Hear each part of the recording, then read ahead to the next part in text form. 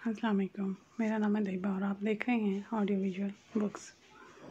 रोज़नामा दुनिया के आज के कॉलम्स के साथ खुर्शीद नदीम की तकबीर मुसलसल। तारीख़ शात 29/6/2020। आज का कॉलम सैयद मुनव्वर हसन। सैयद मुनव्वर हसन मेरी जवानी का एक रोमान थे। रोमान तो जवानी के साथ गया, मुनव्वर साहब अब चले गए। इन्ना लिल्लाहि व इन्ना इलैहि राजिऊन। ला रैब हम अल्लाह ही के हैं और हमें एक दिन उसी की तरफ पलट कर जाना है। मैं जमीयत में आया तो ये शबीर अहमद ख़ान का दौर था। रुखसत हुआ तो सिराजुल हक नाज़िम आला थे। दरमियान में अमीरुल अज़ीम भी आए। सहर मुझ पर लेकिन मुनव्वर हसन का तारी रहा। ख़िताबत मेरी कमज़ोर है कि अताउल्लाह शाह बुखारी के अल्फाज में कानों का एयाश हूँ। इसी शौक़ में कई बार सर्दी की ठिठुरती रातें मस्जिद की चटाइयों पर गुजारी और बारिशों में भीगा। मुनव्वर साहब ने भी मेरी इस कमज़ोरी का फ़ायदा उठाया और दिल में उतर गए।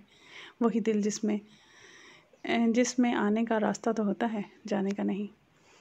मैं जिस तालीमी इदारे में रहा, अपनी जमात में सबसे कमसिन था और कदो-कामत के बाब में भी कुदरत ने ज़्यादा सखावत का मुज़ाहरा नहीं किया। इसके बावस्फ़ ख़िताबत और फ़न तकरीर के साथ दिलचस्पी ने हमेशा नुमाया रखा। उस उम्र में सैयद मुनव्वर हसन की तकरीरों ने कबूतर के तने नाजुक में शाहीन का जिगर पैदा कर दिया था। इसी वजह से जमीयत के दोस्तों ने कई अहम जिम्मेदारियों के काबिल समझा। कहा जा सकता है कि यह भी सैयद साहब का बिलवास्ता फैज़ान था। उस दौरे रोमान को खैर बात कहे कई साल हो गए थे जब मुनव्वर साहब से शख्सी ताल्लुक़ कायम हुआ। वो मेरे मामू डॉक्टर मुमताज़ अहमद के अज़ीज़ तरीन दोस्तों में थे। कमोबेश 6 दहाइयों पर मुहित। ये दोस्ती उस वक्त तमाम हुई जब 2016 में मामू जान सफ़र आखिरत पर रवाना हुए। मुनव्वर साहब को जब इस रिश्ते की खबर हुई तो मैं उनकी मोहब्बत का ज़्यादा मुस्तहिक ठहरा। मुनव्वर हसन सरतपा एक रोमान थे, फ़िक्र में भी, अमल में भी, शेर व सुखन और गुफ्तार व तहरीर में भी। सब भी रोमान परवर होते हैं। अमल में रोमान को निभाना मगर किसी फरहाद ही का जिगरा है। दुनिया में अगर रोमानियत ज़िंदा है तो ऐसे लोगों ही के दम से। मौसम आया तो नखलेदार पे मीर सरे मंसूर ही का बार आया। सैयद मुनव्वर हसन ने इस रोमान को फ़िक्र की सतह पर निभाया और अमल की सतह पर भी। वो जो बात कहते थे उनका अमल इसकी शहादत बन जाता था। वो जहाद का लफ्ज़ बोलते थे तो इसका मफ़हूम उनके लिए भी कभी मुबहम नहीं था। अहले रोमान का मामला वही होता है जिसे फैज़ साहब ने बयान किया, जो कुएँ यार से निकले तो सूए दार चले। रास्ते में कोई मकाम उनको नहीं जचता। हम जैसे मोहतात लोग इसे मकाम में इत्तदाल कहते हैं। सैयद मुनव्वर हसन की ख़िताबत जमात इस्लामी की रवायत से हमांग नहीं थी। मौलाना मौदूदी के ज़ेर असर जमात के कल्चर में इब्लाग और पैगाम पर इतना इसरार हुआ कि इसका जमालियाती पहलू निगाहों से ओझल हो गया। ये तहरीर हो या तकरीर, इब्लाग अगर जमालियात से बेनियाज हो जाए तो बेरंग और बेजायका तहरीरें और तकरीरें बाकी रह जाती हैं। जमात का मामला भी यही रहा। इसकी फ़िज़ा ख़तीबों के लिए कभी साज़गार नहीं रही। मौलाना मौदूदी की तहरीरें अगरचा इंशा पर्दाजी का आला नमूना हैं, लेकिन उनकी तकरीरें फ़न ख़िताबत की रवायत के मुआफ़िक नहीं थीं। जैसे उनमें लफ्ज़ी तकरार मिलेगी, ना अल्फाज का ज़ीरो बम, ना अशार, ना जज्बात से कलाम। ये ख़िताबत के नागुरेज़ अज्ज़ाए तरकीबी हैं। सैयद मुनव्वर हसन का इसलूब ख़िताबत जमात की रवायत से हटा हुआ था। उनका असल मुखातिब सामने के जज्बात होते थे। वो उसे अपने साथ बहा ले जाते। जमात इस्लामी की तारीख़ में 3 ही ख़तीब गुज़रे हैं, मौलाना गुलजार अहमद मज़ाहिरी, इल्लामा इनायतुल्लाह गुजराती और सैयद मुनव्वर हसन। मुनव्वर हसन की बाज़ खूबियाँ तो ऐसी थीं कि उनकी मिसाल कामयाब ही नहीं, नायाब है। वो इस दुनिया में मुसाफिर की तरह रहे, इसे कभी घर नहीं समझा। अल्लाह के आखिरी रसूल सल्लल्लाहु अलैहि वसल्लम ने मोमिन की निशानी बताई है कि यह दुनिया उसके लिए एक सराय है। सैयदना मसीह ने इसी बात को एक दूसरे असलूब में बयान किया। फरमाया, आदमी का दिल वहीं लगता है जहाँ उसका माल हो। तुम अपना माल आसमानों में रखो कि तुम्हारा दिल उसी तरफ लगा रहे। मुनव्वर साहब इसका मुस्ताक बन गए। उनका दिल और माल दोनों आसमानों में थे। मैं एक बार किसी मजलिस में उनके बहुत करीब बैठा था। मेरी नज़र उनके लिबास पर पड़ी। वो हमेशा सफ़ेद शलवार कमीज़ पहनते थे।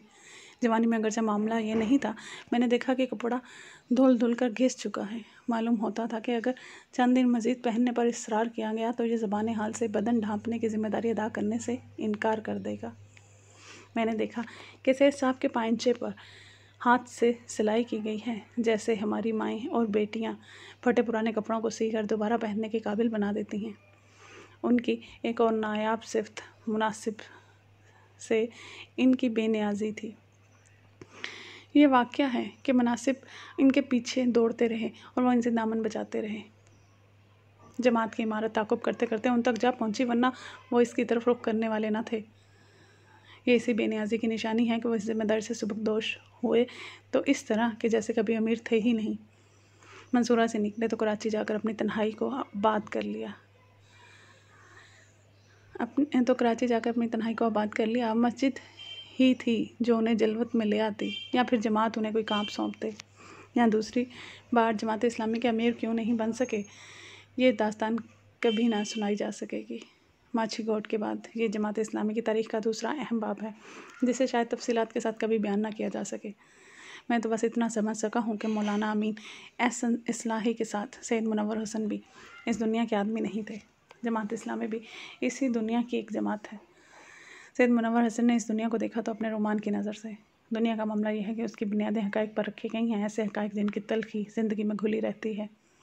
वह ऐसे लोगों को उगल देती है जो ख़ुद को इसके हक़ाइक़ से हम आंग नहीं बनाते। रोमान परवर मिजाज मगर इन बातों को खातिर में नहीं लाता। मुनव्वर हसन ने भी इस दुनिया को इससे ज़्यादा अहमियत नहीं दी कि इसको सराहे जाना, और इसके मुतालबात को मुस्तरद करते हुए यहाँ से रुखसत हो गए। रोमान के लिए एक महबूब चाहिए, ऐसा महबूब जो आपकी बेचैनी और वारफ्तगी को अपनी बाहों में समेट ले और जिसकी निगाह इल्तिफ़ात आपको सैर कर दे, सीर कर दे, कि जिसकी निगाह इल्तिफ़ात आपको सीर कर दे। ऐसा महबूब खुदा ही हो सकता है जो अपने बंदों की मोहब्बत को अपनी रहमत के हिसार में ले लेता है। बंदा जब उसकी तरफ चलता है तो वो इसको अपनी अब्दी शफ़क़त की बाहों में लेने के लिए उसकी तरफ दौड़ता है। बंदा जब इस जुस्तजू में दुनिया से रुखसत होता है तो मुझे यकीन है कि फ़रिश्ते वो नग़मा गुनगुनाते होंगे जो दरअसल हशर के मैदान में अहले ईमान के लिए गूंजेगा। ए नफ्स मुतमईन, अपने रब की तरफ लौट, इस हाल में कि तू इससे राज़ी है और वो तुझसे राज़ी। सो मेरे बंदों में शामिल हो और मेरी जन्नत में दाखिल हो। जिन लोगों ने सैयद मुनव्वर हसन को नमाज़ पढ़ते देखा है, वो चश्मे तसव्वुर से इस मंज़र को देख सकते हैं। खुदा से मोहब्बत वो रुमान है जो इस कायनात की सबसे बड़ी हकीकत भी है। इंसान की अपने रब से मुलाकात। ला रैब, हम अल्लाह ही के हैं और हमें एक दिन उसी की तरफ पलट कर जाना है। सुनने का शुक्रिया। लाइक और सब्सक्राइब करना ना भूलें ताकि रोज़ के कॉलम के सिलसिले में आप जुड़े रहें और बहुत सी बाशऊर हस्तियों को जान सकें और उनके कलाम से मुस्तफ़ीद हो सकें। शुक्रिया।